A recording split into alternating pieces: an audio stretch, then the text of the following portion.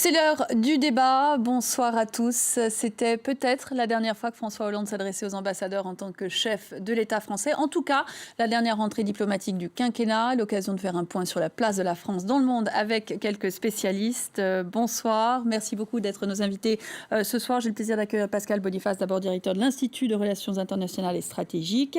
Bonsoir. Également en plateau avec moi, Marc Semo, qui est journaliste au Monde en charge des questions diplomatiques. Bonsoir. On est ravis de recevoir également Denis Beauchard, qui est conseiller pour le Moyen-Orient à l'IFRI, mais aussi ancien ambassadeur de France en Jordanie, ainsi qu'ancien président de l'Institut du monde arabe.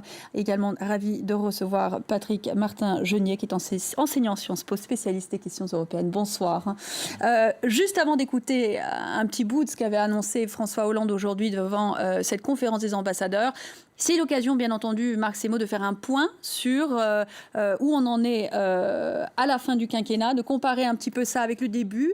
Qu'a fait François Hollande sur ces 5 années? Quelle a été son évolution sur cette question de la place de la France dans le monde? Disons que quand lui est élu en 2012...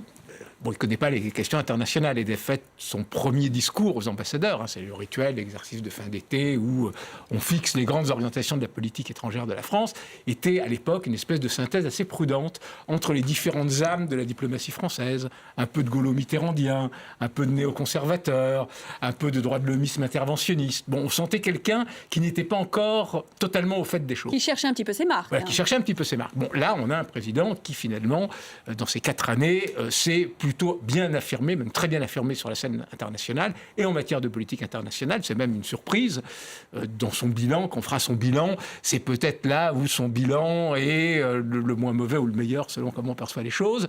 En tout cas, bon, il a montré qu'il était capable de décider vite, type le Mali, qu'il était prêt même à prendre des risques, type la Syrie, même si finalement... La volte-face d'Obama n'a pas permis l'intervention après que le régime utilisait l'arme chimique contre sa population. Et en même temps, ce qui était ses défauts en politique intérieure française, ce sens du compromis, de la médiation, etc., ont été des atouts en politique internationale, notamment dans les sommets européens ou dans les grandes négociations transversales, parce qu'il est capable de tenir toute une nuit à négocier, il a toujours un petit mot sympa, il garde son calme. Donc ça, c'est excellent dans les sommets européens, type sommet psychodrame, où on doit décider du sort de la Grèce au sein de l'euro. Donc il a ce bilan qui finalement est tout à fait honorable, qui même fait relativement consensus, même s'il y a évidemment des polémiques. Et à cette occasion, il a aussi, d'une certaine façon, dressé le bilan de ces 4 ans. Denis... Et en rappelant les grandes crises auxquelles doit faire aujourd'hui face la France, il y a évidemment le Moyen-Orient et la Syrie, et évidemment aussi le Brexit. Et l'Europe, menacée pas seulement par le Brexit, mais bien sûr par la crise migratoire. On y reviendra tout de suite après. Tout d'abord, votre avis, votre impression générale, Denis Beauchard. C'est vrai que c'est vraiment sûr, en l'écoutant aujourd'hui, on s'en rappelait, c'est sur la scène internationale vraiment que ce président a brillé. Oui, si ce n'est brillé, mais tout au moins, il a tenu sa place, il a bien tenu la place de la France dans les relations internationales. Ceci étant, je ne sais pas si ce bilan est vraiment aussi positif également en matière de politique extérieure par rapport à la politique intérieure. Moi, ce qui me frappe, c'est qu'il y a tout de même eu un infléchissement très net. À la fois, il y a eu une continuité avec la politique menée par le président Sarkozy et un infléchissement très net avec justement cette politique gaulo-mitterrandienne à laquelle vous faisiez allusion tout à l'heure. On a l'impression qu'effectivement, ce qui faisait le poids, l'atout de la France dans les relations internationales, c'était une politique franchement indépendante, le souci toujours d'essayer d'éviter la guerre. On se souvient des fameuses phrases de Jacques Chirac, et donc essayer de trouver des solutions de conciliation. C'était aussi une relation très forte avec les pays du Sud, et notamment avec le monde arabe. Et sur ce point-là, il me semble que le président Hollande n'a pas été dans la suite, notamment de la politique menée par le président Mitterrand. Pour ce qui est de la continuité, Pascal Boniface, dont on parlait à l'instant avec Nicolas Sarkozy, c'était Nicolas Sarkozy qui avait lancé vers la fin de son temps à l'Élysée cette attitude plutôt interventionniste de la France. On l'avait vu en Côte d'Ivoire, on l'avait vu en Libye. C'est là que François Hollande a continué. Non, parce qu'on ne peut pas comparer l'intervention en Libye et celle au Mali.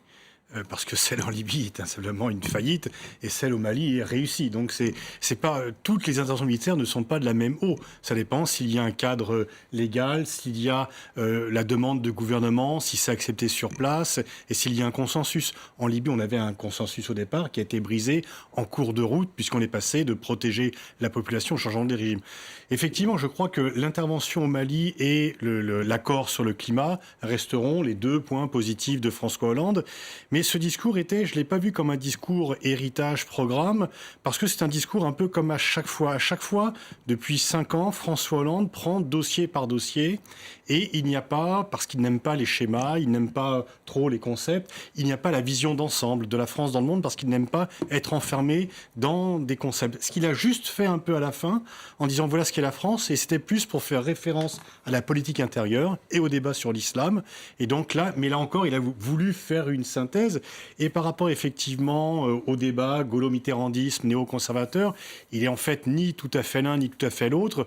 Mais disons que sa volonté à chaque fois de trouver des compromis l'a empêché de prendre ses distances parfois avec les États-Unis sur l'OTAN, sur le système de défense antimissile ou sur les sanctions à l'égard de la Russie. Mais en même temps, dire qu'il est néoconservateur parce qu'il a lancé des interventions militaires, non, parce que, une fois encore, l'intervention au Mali et en République centrafricaine n'ont rien à voir avec d'autres interventions du type Irak-Libye. Si on était très méchant, on pourrait dire qu'il est néo-molletiste, en référence à Guy Mollet.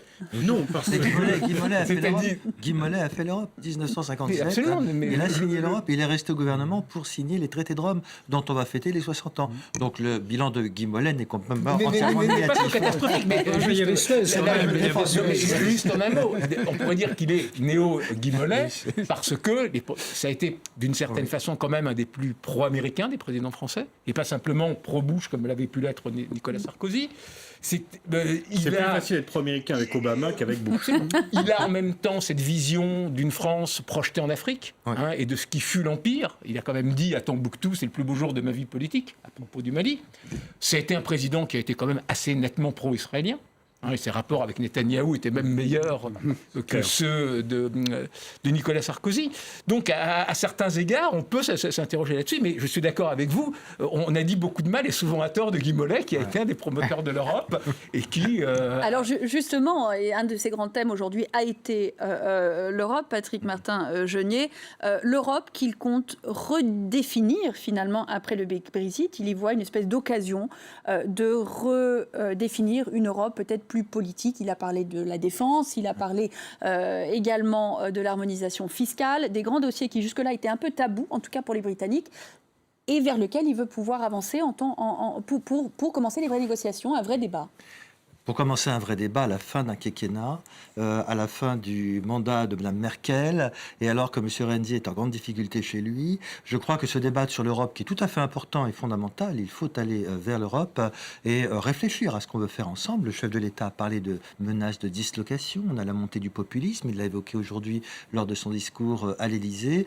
Il aurait été intéressant qu'il le fasse plus tôt dans son quinquennat, c'est-à-dire qu'il ait un grand discours sur l'Europe. Il m'est arrivé d'aller voir la Sherpa de François Hollande. Je lui ai dit, ce serait bien que le président de la République ait un grand discours sur l'Europe, comme avait eu François Mitterrand au Parlement européen en 1984 avec le projet Spinelli, comme Jacques Chirac l'a eu lui également à Berlin lors de sa visite d'État en 2000. Et c'est vrai que là aussi, on a un peu attendu, et à sa décharge, je suis d'accord. L'Europe est allée de crise en crise. Ça a commencé avec Nicolas Sarkozy, les crises de subprime, enfin la crise bancaire financière internationale, et ensuite il y a eu la crise dite des réfugiés, des grosses difficultés à s'entendre sur un accord avec la Turquie, et la cerise sur le gâteau, enfin permettez-moi pour la cerise, mais le Brexit qui a mis l'Europe en émoi, et on le voit aujourd'hui, l'Europe est divisée, et finalement on s'est dit, le Brexit en effet, il a raison François Hollande de dire, est une véritable occasion pour nous de dire, est-ce qu'on va refonder l'Europe, est-ce qu'on va la réformer? La simple question que je me demande, c'est si ce n'est pas trop tard aujourd'hui, vous avez vu qu'Emmanuel Macron s'en va du gouvernement, on lui avait dit, il y a une fenêtre de tir aujourd'hui, si je peux dire, entre 2017 et 2019, car il y aura un nouveau président, ça peut être François Hollande ou un autre, il y aura une nouvelle chancelière ou un nouveau chancelier, et donc il y a un espace de 2 ans jusqu'aux élections européennes où on doit effectivement parler d'Europe. Alors oui, sur l'Europe, justement, pour en revenir toujours à Guy Mollet, il est quand même significatif qu'aujourd'hui, il est parlé à propos de comment relancer l'Europe et donner une nouvelle impulsion à l'Europe, à la défense, en disant on a commencé l'Europe par l'économie, etc., et ensuite la monnaie. Oui, c'était peut-être Et finalement à la l'envers. défense a été oubliée, on a fait à l'envers, il faut inverser. Et on ne peut pas ne pas penser à l'échec, qui était un projet français, de la communauté européenne de défense. Et ça, c'était qui sous était Mendès porté par- France. Voilà, C'était sous Mendès France. Oui, voilà. Mais donc, il y a quand même cette idée, et en même temps, c'est assez rhétorique, parce qu'effectivement, avec une Merkel qui a bientôt des élections, et Matteo Renzi qui risque de devoir démissionner. Et les Britanniques après ne sont le pas du tout référendum. prêts à invoquer l'article Et là, 50. sur la Grande-Bretagne, il a été quand même très net et il n'est pas toujours saillant. Il aime bien effectivement les compromis.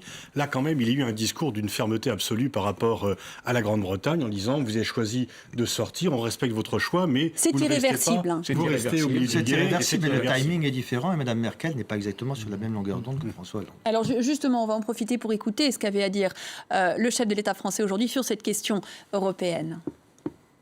Cette décision, elle est irréversible. Et nous devons en tirer les conséquences. Le Royaume-Uni ne pourra plus, une fois sorti, participer aux décisions européennes. Qui pourrait le comprendre? Ne pourra pas non plus accéder au marché intérieur, sauf s'il en accepte les 4 libertés, c'est-à-dire notamment la liberté de circulation.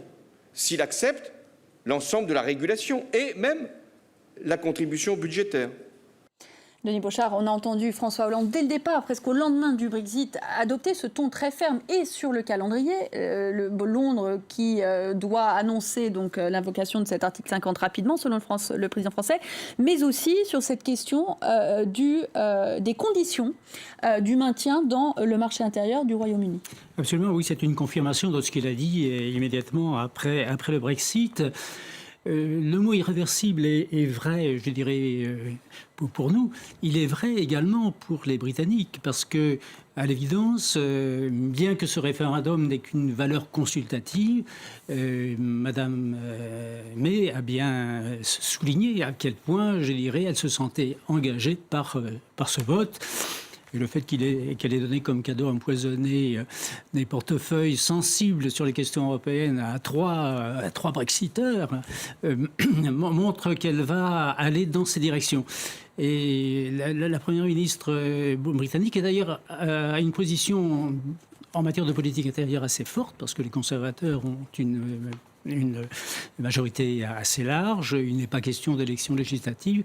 Donc je pense qu'elle est tout de même dans une position de négociation assez forte. Et d'ailleurs, comme vous le constatez, pour l'instant, elle s'est refusée à dire quand elle évoquera l'article 50. En tout cas, elle a plutôt laissé entendre que ce ne serait pas avant le 31 décembre, mais plutôt après.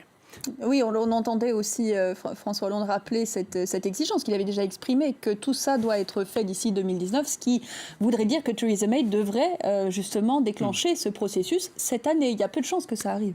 Il y a peu de chances que ça arrive, comme vous l'avez dit. Et Theresa May, d'ailleurs, il y a beaucoup de dissensions au sein du gouvernement. Demain, pas plus tard que demain, elle va réunir au Chequers, qui est la résidence de villégiature des premiers ministres, l'ensemble de son gouvernement, qui a passé cet été à se déchirer sur les modalités du Brexit.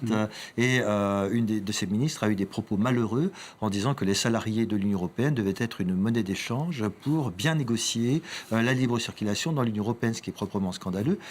Et par conséquent, elle ne veut ni de l'espace économique européen comme la Norvège, elle ne veut pas l'association européenne de libre-échange comme la Suisse, elle a dit qu'elle allait faire autre chose pour la Grande-Bretagne, uniquement pour elle, et on se demande d'ailleurs ce qu'elle veut, parce que... Ce que ça pourrait être. Ce que ça pourrait être, et François Hollande, je crois, a raison, et il faut qu'au prochain Conseil européen du mois de septembre, on soit très ferme sur les modalités de ce Brexit, de façon à ce que les citoyens européens ne pâtissent pas de cette situation, ce qui sera effectivement quelque chose d'important. De la fermeté, donc, Marc Semo, à ce sommet de Bratislava, qui sera le premier vrai sommet de reconstruction post-Brexit des 27 sans le Royaume-Uni, mais où l'Europe va devoir se mettre d'accord sur une nouvelle fondation, sur un nouvel avenir, sur une nouvelle donne. Est-ce que l'Europe en est capable ? C'est ça qui va être extrêmement difficile. Déjà, même sur la fermeté, il n'y a pas une réelle unanimité. Notre collègue soulignait tout à l'heure, à raison, que, disons, Berlin est beaucoup plus nuancé, plus pragmatique. Ensuite, en Grande-Bretagne même, il y a des gens qui pensent que ce départ n'est peut-être pas si irréversible que ça, ou qu'il est peut-être possible de négocier encore d'autres choses, qu'on peut même imaginer dans l'absolu à terme un deuxième référendum en fonction de ce qu'on pourrait offrir ou non à la Grande-Bretagne.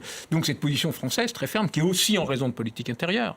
Parce que, voilà, à un moment où en France, il y a quand même une montée de l'euroscepticisme, où il y a un Front National qui électoralement a quand même le vent en poupe, qui est sur une position clairement antisceptique et eurosceptique et anti-euro, c'est un argument qui porte. Donc je pense que là-dessus, ça va être assez difficile, d'autant qu'il y a aussi les pays du groupe dit de Visegrad, notamment une grande partie des ex-pays de l'Est, dont la Pologne xénophobe, la Slovaquie, etc., qui sont là aussi sur une position d'Europe à minima et qui, d'une certaine façon, comprennent pas mal les Britanniques. Donc, je pense que rien n'est acquis à Bratislava pour qu'est-ce que pourra être aujourd'hui une nouvelle impulsion à l'Europe. Les pistes, sur le principe, elles sont très justes. François Hollande les a rappelées aujourd'hui. Rendre l'Europe plus proche des peuples, faire que l'Europe soit audible, redonner du souffle au projet européen, mais ce sont des mots. Pascal Boniface, la question qui se pose peut-être aux leaders européens qui vont se retrouver le 16 septembre à Bratislava, c'est si il est encore possible de refonder une Union européenne sur une base politique ou s'il est trop tard. Justement, la montée des populismes, la crise migratoire, toutes ces choses qui divisent plus que jamais. Bien sûr, mais la montée des populismes atteint tous les pays européens et elle gagne des exécutifs des pays européens. Donc se mettre d'accord à 27 avec des profondes divisions sur la Russie, sur les émigrés, sur les réfugiés, il y a un clivage Est-Ouest qui a été refondé et aussi par rapport à la Grande-Bretagne. Donc effectivement, je crains qu'il soit... on voit qu'il y a un projet français qui est clair, mais c'est un projet français.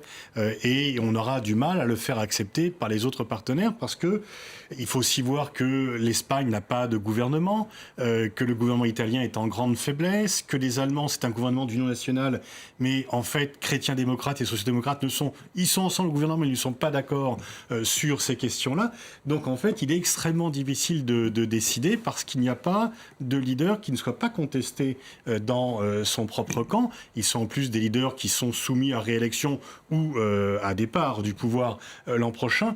Donc c'est pas le meilleur moment pour faire une relance. Jean Monnet disait tout au départ que l'Europe se construirait par ses crises. Jusque-là, ça s'est avéré être vrai. Patrick Martin-Genier, est-ce qu'on n'a pas vu une crise de trop ? Voilà, c'est tout à fait judicieux ce que vous dites, mais on cite souvent Jean Monnet en disant l'Europe sera la solution qu'elle donnera à ces crises, point. Et on s'arrête là. Mais il y a une petite phrase après qui disait oui, mais on avait toujours des solutions et on les faisait accepter. Donc Monnet avait une force de conviction et parce que Monnet allait conseiller les chefs d'État de gouvernement, il avait une force de conviction. On avançait parce qu'on traitait les questions les unes derrière les autres. Et donc aujourd'hui, effectivement, on va de crise en crise, mais comme vous disiez tout à l'heure à propos de la politique étrangère de la France, peut-être manque-t-on d'une vision d'ensemble de cette Europe. Que faisons-nous ensemble ? Et je crois qu'il faut refonder l'Europe, c'est-à-dire au-delà des traités, se réunir à quelques-uns et savoir ce que nous faisons ensemble et si éventuellement il faut aller au-delà de ces traités pour refonder cette Europe. Justement, cette plaidoirie peut-être pour l'Europe qui a tant manqué dans la campagne référendaire britannique pour ceux qui voulaient défendre en tout cas la présence du Royaume-Uni dans l'Union européenne. Une petite pause, on se retrouve tout de suite pour la deuxième partie du débat de France 24.